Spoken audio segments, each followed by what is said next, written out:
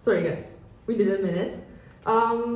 So you are probably wondering what I've got under this material, but this I'm going to leave it for the end, for the real end of my speech. And right now, I want to tell you that the topic of the conference, so embracing the chaos, has always been connected to art for me. And today, I'm going to tell you 4 truths about art that I've created when I was creating one of my paintings.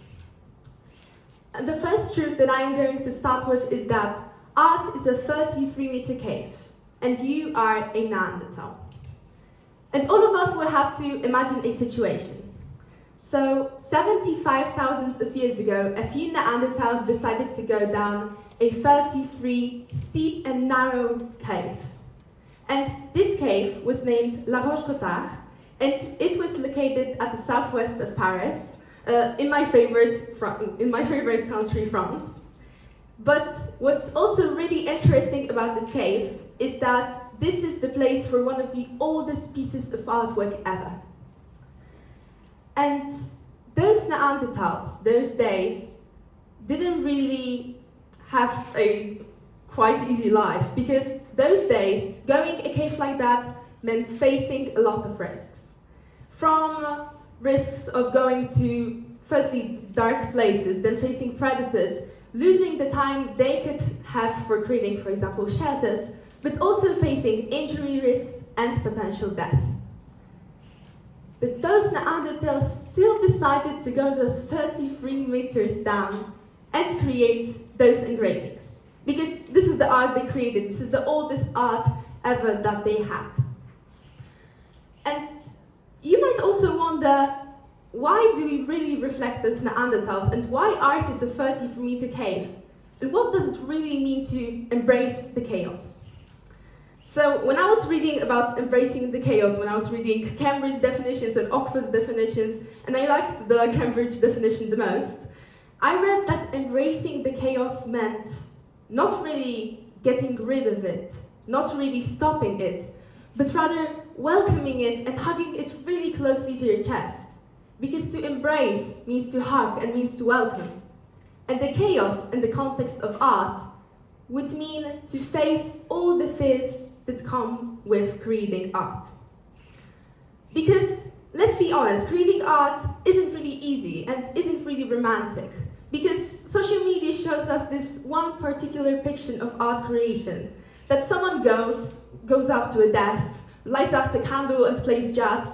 I love jazz, but that's the picture. I love jazz, but they have jazz somehow, and they write something magnificent.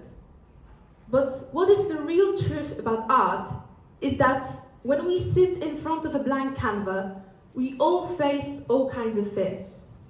And those fears start from imperfection, go through lack of the abilities, and even we fear to call ourselves what's the most crucial thing to creating art. We fear to call ourselves artists. Which takes me to the second truth about art, which is, if art is about the outcome, we might as well surrender to AI now. Because, let's be honest, art was never, isn't, and will never be just about the outcome. Because the outcome is only the documentation of the process that you went through.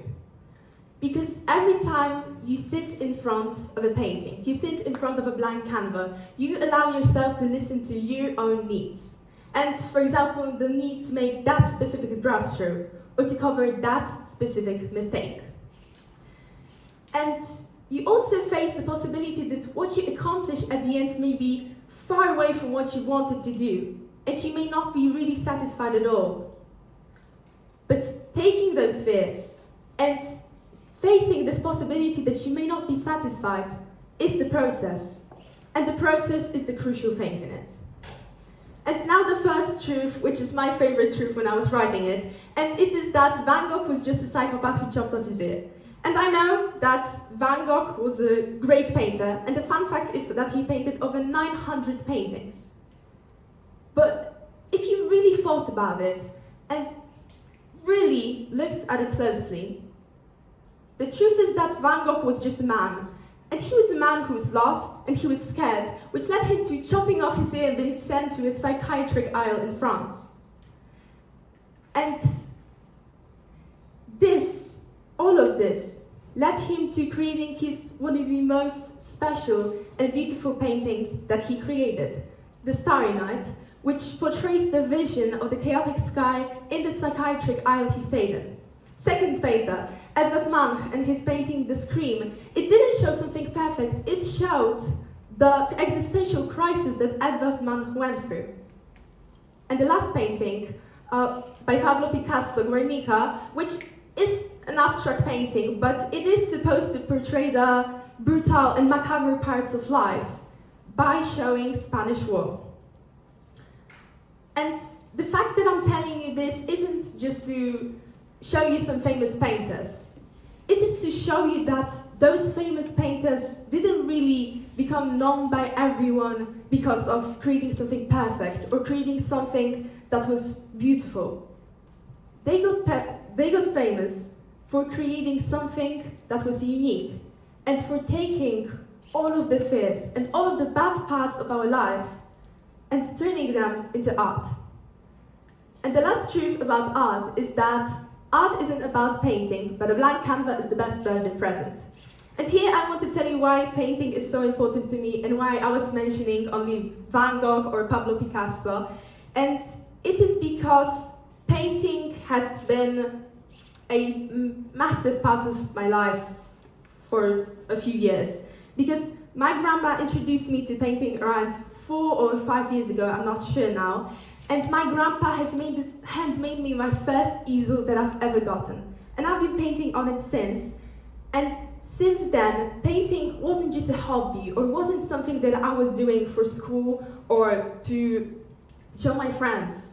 Because I would usually keep it a secret, and painting would be one of the most personal parts of my life that I've ever had. And although painting is that important to me, I also think that art isn't about painting. Because of course there's sculpting, there's drawing, there's also dancing and singing and speaking publicly like we are doing today. And all of that, contributing to the society, is a form of art itself. Creating memories and relationships and influencing other people can be as much art as painting is. And this is because your life resembles a painting. And started from day one, you got one of the most beautiful and precious gifts ever.